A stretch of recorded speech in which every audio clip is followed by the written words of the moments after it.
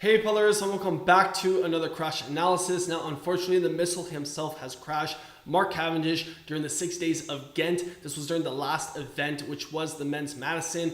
And it's very interesting crash because I saw this on my Instagram feed and I was really intrigued how this happened. So I was trying to find a video on YouTube, but there wasn't a video. So I thought I'd go on Twitter, try to find it and then upload it. So if you guys want to see what happened, and we'll do a good job breaking it down. So I do have some information, but watching it in full speed, we'll watch it first. It looks terrible. He just starts rolling all around. So you can see that the rider in the blue, he flies up the track, takes out the world champ, which is Norman Hansen, and then Cav crashes into. So you can see right there, there seems to be a slide out of that rider's wheel on the back, touches that rider's front wheel. That takes out Norman Hansen, and Norman Hansen takes out Mark Cavendish. So we will be breaking it down, but there is some context to say in terms of how this crash happened, which I will explain.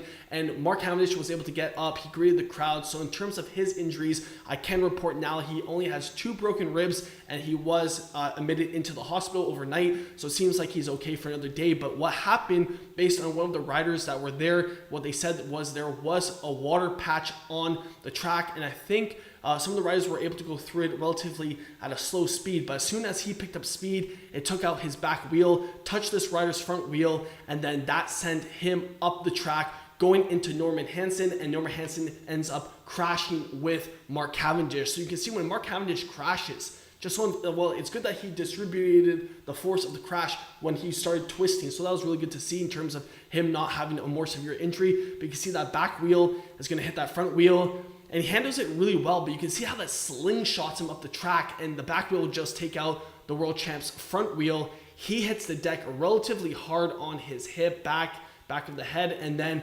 Cav just goes over flying. And I don't want to roast Cav in this situation, but every time Mark Cavendish crashes, it's always a spectacle in terms of his agony on his face. So he just looks in pure agony, rolling down the track. And I've actually crashed on an outdoor velodrome this summer and had a big scrape. So it's interesting to see wooden indoor tracks not having so much damage in terms of road rash, but it is not enjoyable by any stretch of the imagination in terms of crashing on the track.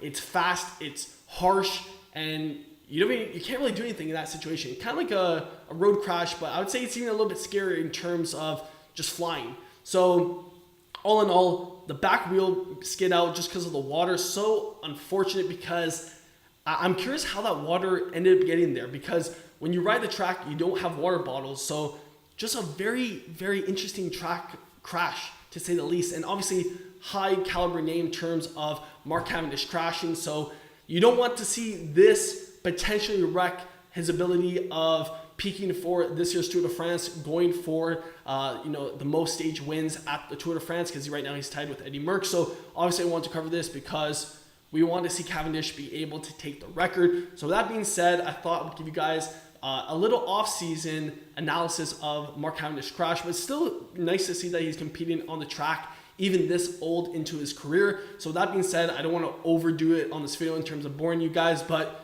I miss you guys. I miss racing, so I'm happy to be back later on, but lots of content to come onto the channel during the off season and during the winter. So stay tuned for that. I have a big announcement probably going into 2022. So stay tuned for that. Like, subscribe, Instagram, follow the YouTube channel, all that good stuff. And until the next one, keep on pedaling.